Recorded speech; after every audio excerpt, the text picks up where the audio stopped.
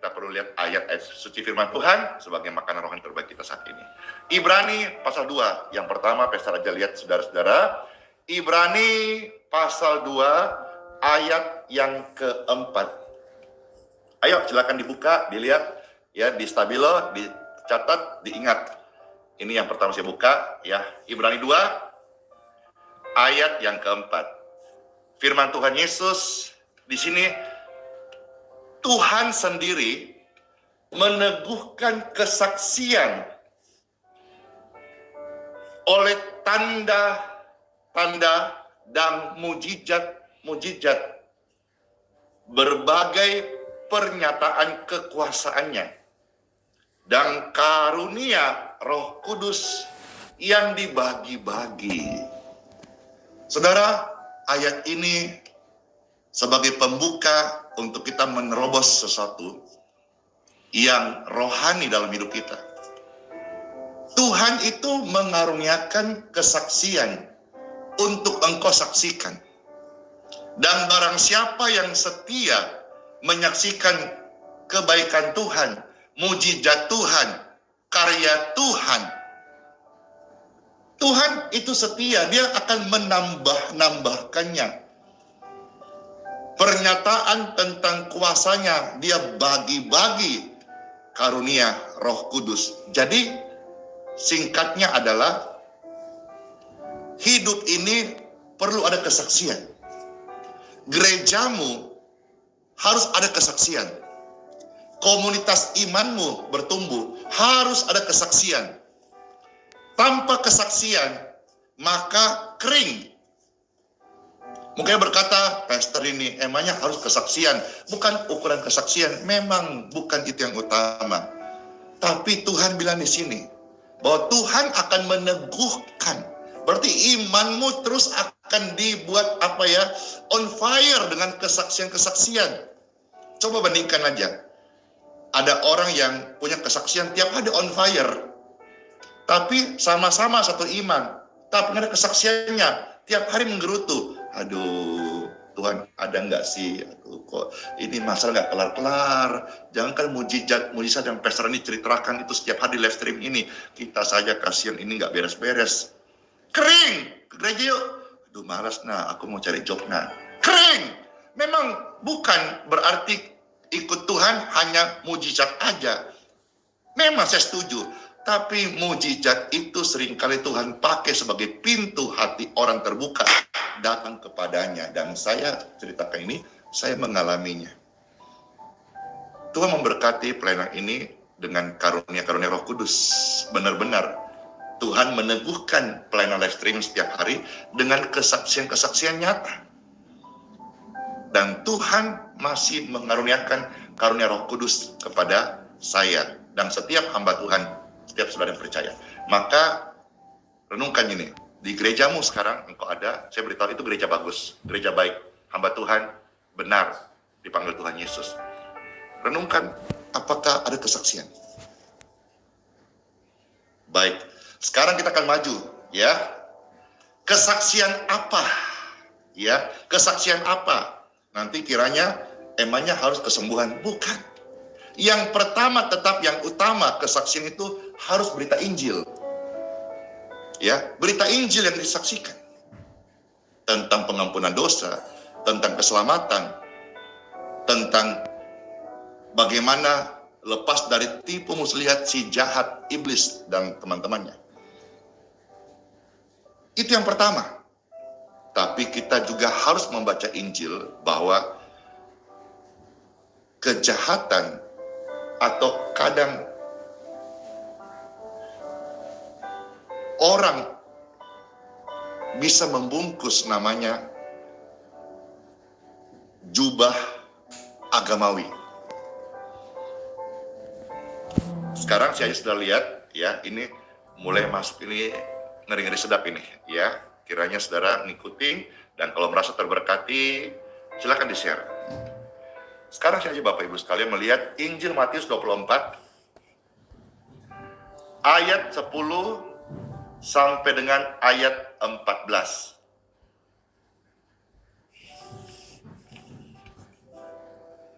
Ya, kita baca dulu ayat 14 deh, karena 14 ini lebih populer ayatnya. Ya, saudara siapkan Matius 24, ayat 10 sampai 14, tapi saya baca ayat 14 dulu.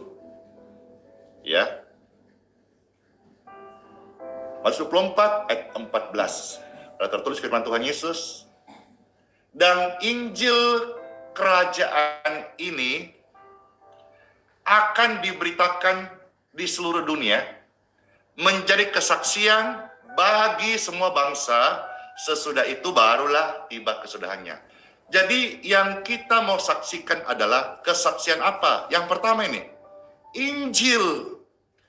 Injil kerajaan. Kerajaan apa? Kerajaan sorga, bukan kerajaan dunia. Di kerajaan sorga, saya percaya ada stok jantung yang baru, ada stok ginjal yang baru, ada stok mata yang baru, ada stok usus, lever, prostat yang baru. Saya percaya, maka saya mengalami. Anda tidak percaya, ya up to you. Injil yang saya beritakan adalah Injil kerajaan sorga, yang di dalamnya ada stok organ-organ tubuh, karena Tuhanku Sang Pencipta. Injil adalah kabar baik bagi pengampunan dosa, tapi menjadi kabar buruk bagi setan. Dan dia akan mempengaruhi manusia supaya tidak percaya Injil. Karena siapa yang percaya berita Injil, dalam Injil ada kuasa yang memerdekakan dari dosa, maka timus lihat iblis akan terbuka. Maka kabar buruk Injil bagi setan dan pengikutnya, atau orang-orang yang masih suka ikut kelakuan setan. Tapi kabar baik bagi orang-orang yang butuh dilepaskan. Udah capek banget ini, hidup begini, tertekan, terbelenggu, tersakitin, upah dosa, ya ini dalam kutuk turunan, sakit turunan, miskin turunan, susah turunan. Tuhan Yesus datang menawarkan hidup yang baru kepada engkau, supaya engkau terima hak waris hidup yang kekal, berkat turunan, sehat turunan. Amin. Injil adalah kabar baik. Yesus mati kayu salib supaya saudara hidup selama-lamanya. Iblis dikalahkan, tipu muslihat dihancurkan, kutuk diputuskan, darah Yesus berkuasa. Injil adalah berita tentang keselamatan. Tidak ada orang masuk ke surganya Bapa tanpa melalui Yesus. Inilah berita Injil, supaya saudara-saudara yang percaya olehnya, engkau tidak binasa, melainkan beroleh hidup yang kekal.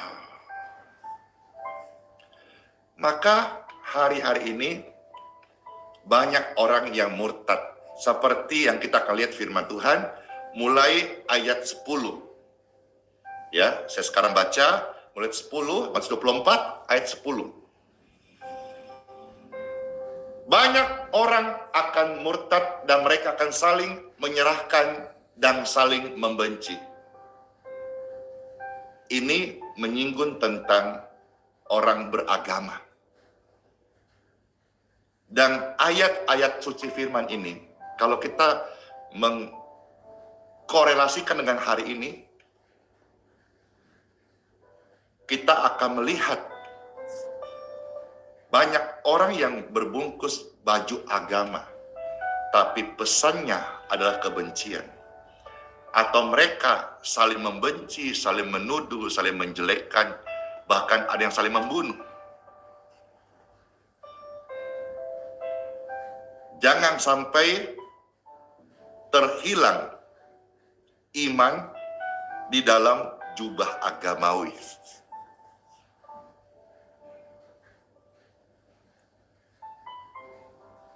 Mendingan kita menjadi orang biasa, tapi kita hidup di dalam tuntunan firman yang kita yakini, Alkitab. Daripada kita menjadi orang yang sok pintar, namanya aja sok pintar, beda dengan orang yang pintar beneran. Kalau sok pintar itu belum ada karyanya, hanya sok tahu. Tapi orang yang pintar beneran itu tidak sok, karena memang berilmu. Dan orang yang berilmu itu pasti akan menghindari namanya perdebatan, apalagi debat kusir. Kadang-kadang perdebatan itu meskipun diawali niatnya baik supaya orang menjadi percaya, orang menjadi paham. Tapi ujungnya apa? Saling membenci. Hati-hati. Jangan pemicu-pemicu ini yang harusnya kesaksian kita membawa orang datang kepada Tuhan Yesus, akhirnya menjadi murtad dan saling menyerahkan dan saling membenci. Dan ini ya, kejadiannya hari ini nyata. Ayat 11. Banyak nabi palsu akan muncul dan menyesatkan banyak orang. Jadi nabi palsu itu ada dari dalam. Artinya orang yang punya karunia, punya jawatan, membelok. Hatinya tebal. Murtad dia, menjadi palsu. Jadi hati-hati. Yang palsu-palsu itu, dikatakan nabi palsu, itu besar kemungkinan datang justru dari ordal. Apa Pastor ordal? Orang dalam. Yang paham, yang mengerti, yang banyak belajar, yang menguasai materi, tapi akhirnya memilih untuk berbalik tidak percaya. Makanya hati-hati dengan teknologi. Terlalu pintar nih manusia, bahaya juga ini. Bisa-bisa dia hanya percaya diri, nggak percaya Tuhan, percaya sains. Makanya manusia itu kaya jangan terlalu. Kalau kaya terlalu atau terlalu kaya bisa sombong. Miskin jangan terlalu. Kalau terlalu miskin nanti bisa Tuhan dipermalukan. Tuhan ajar kita untuk naikkan doa Bapa kami. Di antaranya, berikanlah kami pada hari ini makanan secukupnya. Artinya apa? Orang percaya terpelihara setiap hari. Apa yang dia mau tercukupin. Pas mau menikah ada berkatnya. Pas nanti ini Imlek Imlekan mau bagi-bagi ampau ada berkatnya. Pas nanti, aduh anak saya kemarin sudah minta tanda tangan, jadi tanda tangan jadi mau kuliah. Pas orang tua kita mau bayar kuliahan, anaknya ada berkatnya. Setiap hari Tuhan menjadi penyedia berkat bagi anak-anaknya, amin. Tapi kita harus hati-hati bahwa di dalam agama sendiri, ya, ini saya bicara Alkitab, agama Kristen, akan muncul nabi-nabi palsu yang mana dikatakan visinya menyesatkan banyak orang. Ayat 12, dan karena makin bertambahnya kedurhakaan, maka kasih kebanyakan orang akan menjadi dingin. Ayo, tanpa kesaksian, kasihmu menjadi dingin. Kalau saudara punya kesaksian toh, maka tiap hari saudara akan ngomong kesaksian toh. Begitupun kalau saudara punya masalah yang banyak, tiap hari ngomong masalah. Kalau saudara tiap hari misalnya rasa sakit, tiap hari ngomong apa? Obat, dokter, penyakit. Betul nggak? Waktu masih umur 20 aja, widih, penampilan baik. 30, 40, wanginya semerbak, harum. Masuk umur 50, kemana-mana bawa minyak angin. Ya, gosok sana, gosok sini. Minyak angin sih enggak semua yang ekstrim baunya, tapi kalau misalnya contoh minyak gosok itu, wis baunya itu kemana-mana gitu ya. Dulu masih segar, cantik, ganteng, wanita, bapak gitu ya, pas sudah gitu ngomongin sakit, ngomongin tua, ngomongin masalah, hari pakai daster nggak ganti-ganti. Kalau sudah punya kesaksian, maka tiap hari saudara-saudara kayak Pastor Andy, tiap hari bersaksi terus sampai Tuhan datang, yes, yes. Bersaksi terus sampai Tuhan datang, yes, yes. Bersaksi, oh bersaksi dan bersaksi. Bersaksi terus sampai Tuhan datang. Ada kesaksian. Kalau tiap hari hobimu hanya gosip di pasar, maka sepanjang hari engkau akan bawa gosip pasar. Kalau setiap hari engkau hanya kerjanya nongkrong sepanjang hari di kafe, hanya duduk-duduk minum kopi, maka ceritanya tentang kopi dan kafe. Tapi kalau saudara-saudara membaca Alkitab setiap pagi, maka hidupmu akan diwarnai, dipenuhi dengan kesaksian Injil, kesaksian kebaikan Tuhan, dan mujizat setiap hari akan terjadi selama kita menyembah Tuhan Yesus. Amin. Senang banget Bapak Ibu sekalian. Yes. Ya. Jangan seperti orang-orang yang kasihnya mulai dingin. Orang yang kasihnya mulai dingin, imannya mulai redup. Harusnya gaspol, menyala, kasih menyala. Kalau perlu tanpa kompor gas. Biar menyala. Daripada kasih yang jadi dingin, apa? Akhirnya timbul, bertambah kedurhakaan. Dan juga apa? Kalah melulu. Aku tidak sanggup lagi. Lagunya berubah. Dulu lagunya, jangan lelah, sekarang aku tak sanggup lagi. Oh dodok, kasihan sekali. Maka kita harus bangkit. Dunia dan seisinya memang menawarkan banyak yang indah. Tapi semua itu kita harus ingat, umur kita bertambah bukan semakin muda, tapi semakin tua, artinya semakin berkurang jatah di dunia ini. Waktu masih muda, banyak maunya. Sudah umur kayak saya sekarang ini, ya puji Tuhan, sudah mau masuk 50 tahun. Sudah mulai turun itu. Ya, saya ingat bahwa kita harus parkirkan kebahagiaan kita di sorga, bukan di dunia. Semua itu hanyalah sementara. Ya, pujian jangan lelah. Jangan lelah, harus terus kita bersemangat. Ketika rame-rame, terus bersemangat. Terus bersemangat. Amin. Ya. Tetapi orang yang bertahan sampai kesudahannya akan selamat. Kembali Bapak Ibu terkasih, kita di sini saya ajar untuk peka, perhatikan orang-orang yang di mana saudara-saudara bergereja. Ya. Gereja itu tempatnya kasih Tuhan dinyatakan. Gereja itu seumpama bengkel reparasi. Yang direparasi hati manusia. Gereja itu seperti rumah sakit, diobatin. Yang diobatin manusia dan segala perkara kelemahan sakit penyakitnya. Dan sebagainya, Bapak Ibu yang terkasih. Tapi kita harus hati-hati yang namanya kepada pemuka-pemuka agama. Ya, kalau sebelum sampaikan ini, mungkin banyak orang yang hanya pakai kacamata kuda. Nggak mau tahu, yang penting pemuka agama, aku yes man aja sudah. Yes, yes aja. Hari ini sampaikan ayat-ayat firman kita baca, saudara jangan terus pakai kacamata kuda. Maksudnya, nggak mau tahu, hanya lihat saja, yes, yes, yes. Nah, firman ini menjadi mirror, menjadi cermin kita. Ya, sekalipun dia namanya pemuka agama, kalau tanpa kesaksian, saudara pertimbangkan kembali.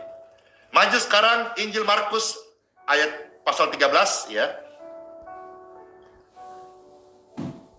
2 ayat di sini, Markus 13 ayat 9 sampai 10. Puji syukur, Markus 13 ayat 9 sampai 10 saya bacakan. Tetapi kamu ini hati-hatilah, kamu akan diserahkan kepada majelis agama. Kalau sudah bicara majelis, apalagi agama, wah ini pangkatnya tinggi. Tokoh agama, harusnya kan tentang kebaikan, tentang hidup kekal, namanya aja agama. Tentang pengampunan, tentang teladan hidup. Tapi di sini katakan, kamu akan dipukul. Ih, serem kali. Ada majelis agama yang tukang pukul. Lanjut, di mana terjadi itu? Di rumah ibadat. Serem kali ya. Namanya majelis agama harusnya mengajarkan agama. Tapi di sini Alkitab mencatat, kamu akan diserahkan oleh majelis agama untuk apa? Maksudnya kan didoakan, atau dipulihkan, atau dilayani. Ini apa? Dipukul di rumah ibadat. Serem kan? Dor. Makasih Fitria, bless you.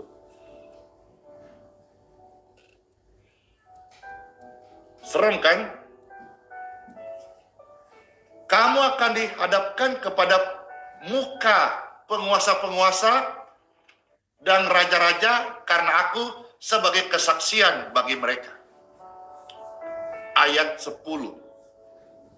Tetapi situasi-situasi yang sulit itu sekalipun dihadapin. Ayat 10 berkata, tetapi Injil harus diberitakan dahulu kepada semua bangsa. Jangan kasih kendor. Kalau di sekitar kita nggak mau maju, kita maju sendiri.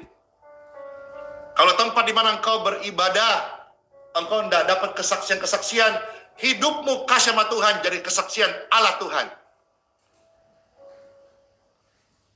Amin. Amin. Puji Tuhan Bapak Ibu sekalian. Ya. Bahkan kalau kita melihat di sini bagaimana kelakuan orang beragama yang Injil catat. Contoh dalam kita lihat berikutnya, Markus 14 ayat 55.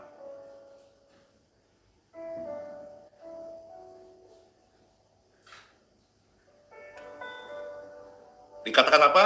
Markus 14:55. Imam-imam kepala malah seluruh mahkamah agama mencari kesaksian terhadap Yesus. Keren sih sebetulnya, cari kesaksian Yesus itu pasti luar biasa. Yang baik-baik. Mau cari yang jelek-jelek tidak ada. Oke ya. Tapi di sini imam-imam kepala, bukan imam-imam biasa, kepala, top leader, pemimpin, malah seluruh mahkamah agama mencari kesaksian Yesus supaya apa? Untuk mereka jadi follower? Bukan. Supaya ia dapat dihukum mati. Hati-hati kau, orang beragama, jubah agama, oknum beragama, yang tidak ajarkan agama dengan benar, malah kau mencongkel-congkel aibnya orang lain. Atau mencari-cari salah umatmu yang kau layani. Tidak boleh begitu. Namanya manusia, sudah tercatat, semua orang punya kelemahan, punya keterbatasan, punya kelalaian. Alkitab berkata, semua orang sudah berdosa dan sudah kehilangan kemuliaan Tuhan. Jadi siapapun kalau dicari-cari, pasti ada kekurangannya. Pemuka agama itu datang merangkul, mengayomi, mendoakan, menguatkan, menyirami dengan taburan-taburan ayat-ayat suci Alkitab, firman Tuhan. Jangan cari-cari aib orang, congkel-congkel masa lalu orang, jelek-jelekin orang. Jangan kau melayani atas dasar gosip.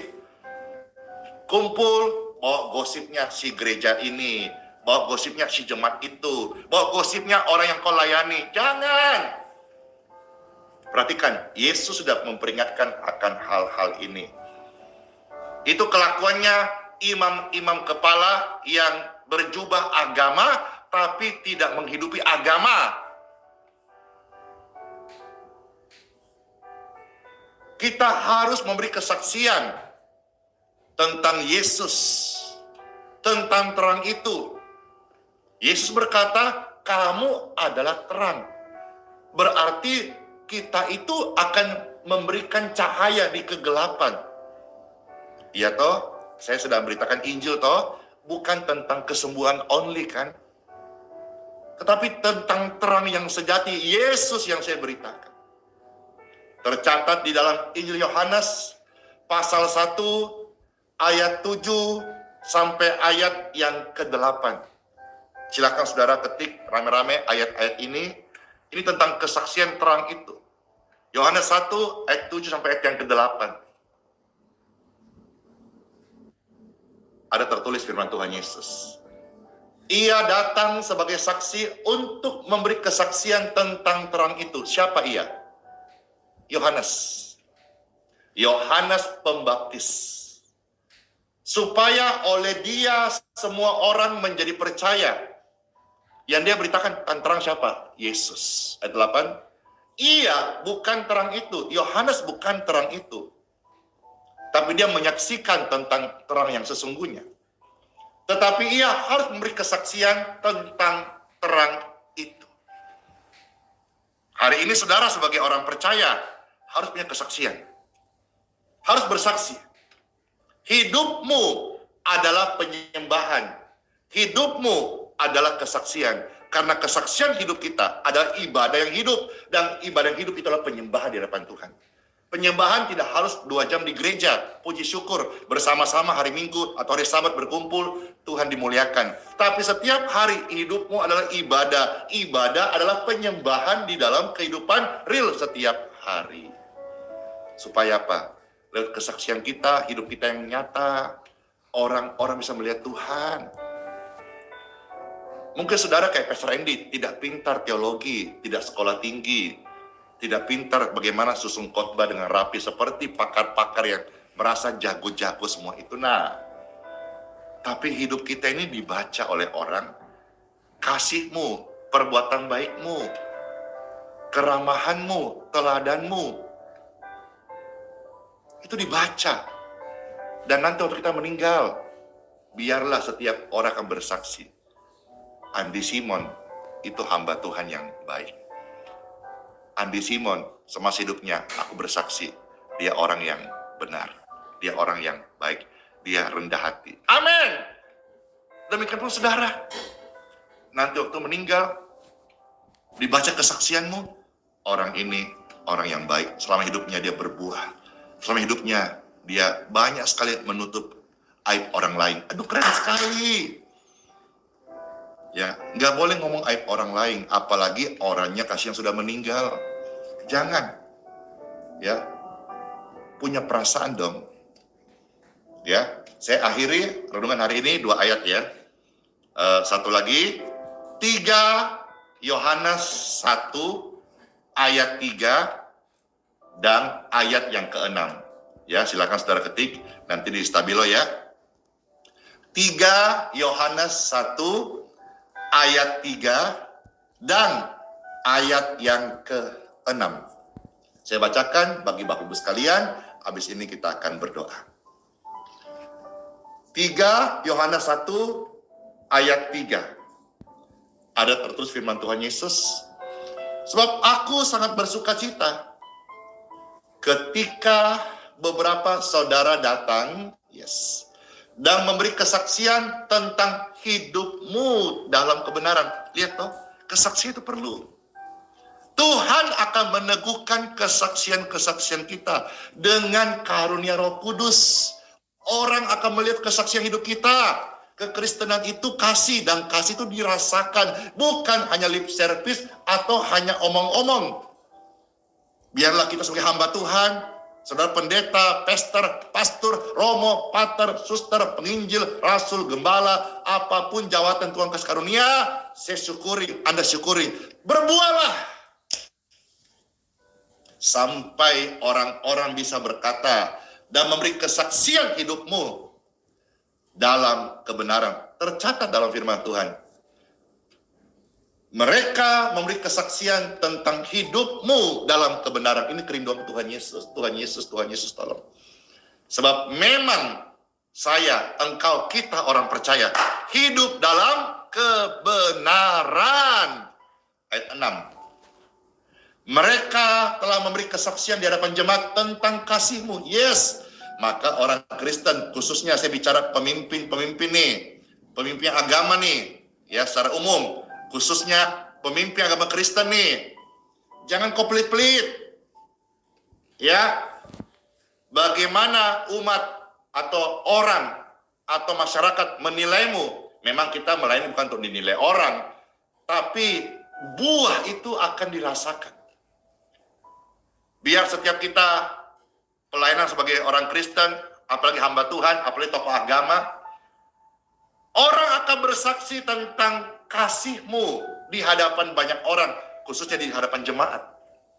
Baik benar perbuatan-Mu, jikalau Engkau menolong mereka dalam perjalanan. Artinya kau sering tolong-tolong orang dengan suatu cara yang berkenan kepada Tuhan. Kira renungan ini, firman yang saya sharing ini, serta kesaksian-kesaksian, menolong kita semuanya hidup dengan cara seperti apa yang Tuhan tuntun, dan semua hidup kita menjadi mesbah yang berkenan di hadapan Tuhan Yesus yang memberkati. Let's pray. Tuhan Yesus yang baik, terima kasih. Yes, haleluya. Sabda firman-Mu, oh on fire. Saya menyampaikan, membaca Alkitab, dan sharingkan apa yang saya dapatkan. Tuhan tolong kami semua ini menjadi haus dan lapar terus, dan bersemangat menyala gaspol untuk menjadi pelaku firman-Mu Tuhan. Yes, buat kami candu, hati kami rindu senantiasa dengar firman-Mu, dan lebih melakukan firman-Mu, menghidupinya. Terberkati banget setiap engkau sudah dengar firman Tuhan, dan tersembuhkan engkau dari segala kelemahan, sakit penyakit, dan pergumulan-pergumulanmu. Disembuhkan, dipulihkan, diampuni, dan diangkat derajat hidupmu sama Tuhan Yesusku. Angkat tanganmu dan berkata, saya terima. Yes! Hamba Tuhan berdoa buat saudara-saudara, doa hamba Tuhan, Tuhan memberkati. Amin.